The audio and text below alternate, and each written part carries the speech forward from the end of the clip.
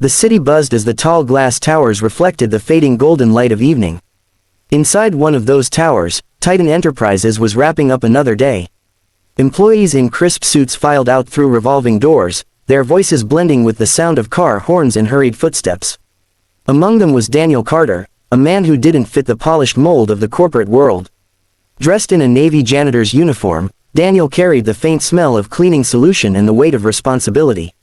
He was a single father raising his 8-year-old daughter, Lily, after losing his wife in a car accident 3 years ago. Daniel's life was hard but simple. Mop the marble floors, empty the trash bins, scrub the windows, and at the end of every shift, rush home to help Lily with homework and tuck her into bed with her favorite stuffed bunny. He didn't complain. Every sweep of his mop, every late night, was for her.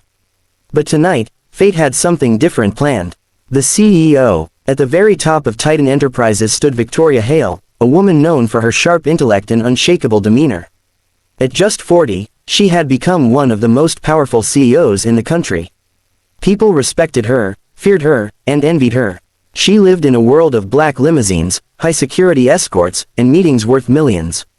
To most employees, she was untouchable, a goddess in heels. Daniel, however, had only ever seen her from a distance. To him, she was another person who lived in a world he'd never belonged to. On this particular evening, Victoria was scheduled to leave the building earlier than usual. Her security team had already pulled the sleek black car up to the curb. The chauffeur opened the rear door, bowing his head respectfully. Everything seemed normal, until Daniel noticed something. The warning. Daniel had been polishing the lobby windows, his cart parked near the exit. Out of habit, his eyes scanned the area, the sidewalks, the cars, the faces. Being a father had trained him to always be alert. And that's when he saw it. A shadowed figure across the street, partially hidden behind a delivery van, fiddled nervously with something metallic. It wasn't just the man's stance, it was the way his eyes locked on the CEO's car.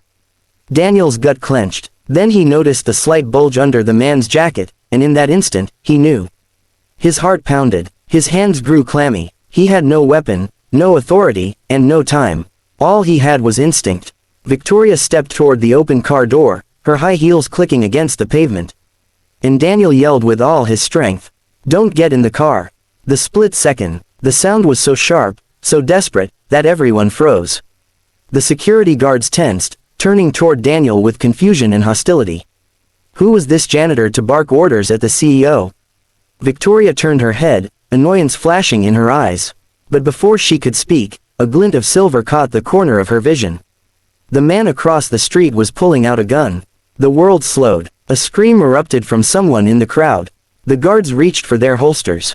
And Daniel, without thinking, lunged forward, pushing Victoria away from the open car door just as the first shot rang out.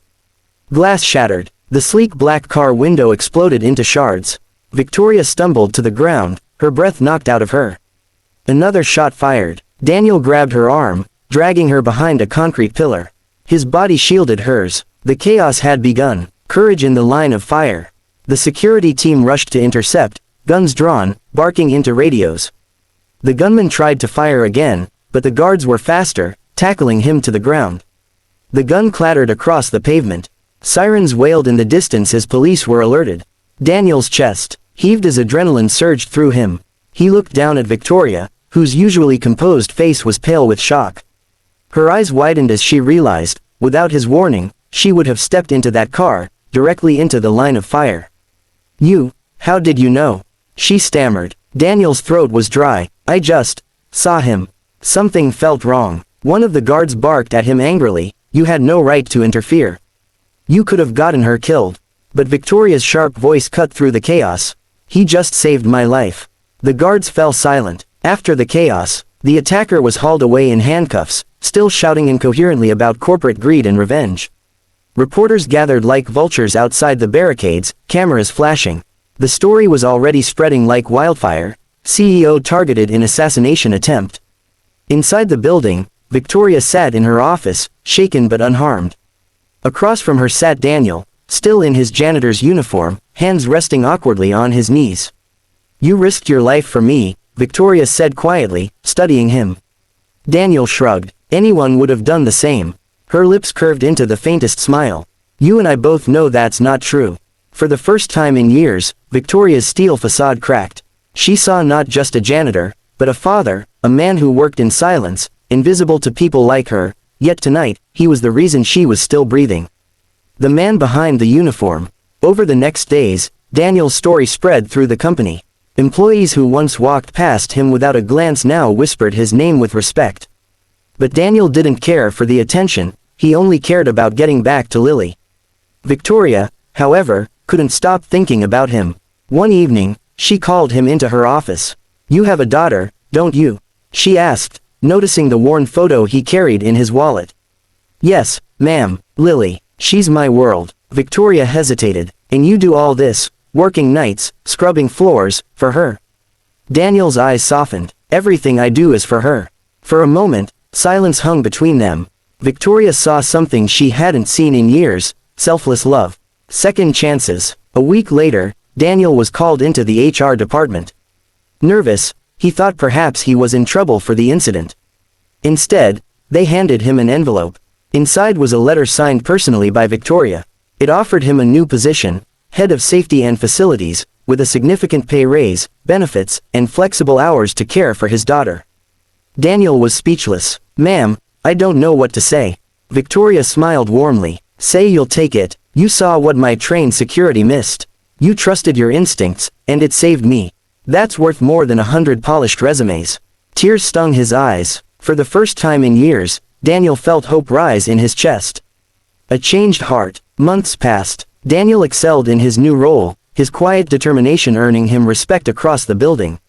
Victoria often found herself seeking his perspective, not just on safety, but on life. She admired the way he spoke of Lily, the way his eyes lit up when he mentioned her drawings, her laughter, her dreams. Slowly, Victoria realized something. In all her pursuit of power and success, she had missed the simple, grounding love that Daniel carried every day. One evening, as the sun dipped below the skyline, Victoria stood by the glass windows of her office, watching Daniel walk hand in hand with Lily through the lobby. The little girl clutched her stuffed bunny, giggling as her father swung her playfully. And for the first time, the CEO's heart softened. Epilogue. The world would remember the headlines: Janitor saves CEO from assassination attempt. But for Daniel and Victoria, the real story was something deeper, about courage, sacrifice, and second chances. Daniel never sought recognition. He only wanted to protect his daughter and do his job. Yet in a single moment, his bravery had altered not just his fate, but the heart of a woman who had thought she was untouchable. Sometimes heroes don't wear suits or badges. Sometimes, they wear janitors' uniforms, carry mops, and live for the little arms waiting to hug them at home. And sometimes, all it takes to change a life is a desperate yell. Don't get in the car.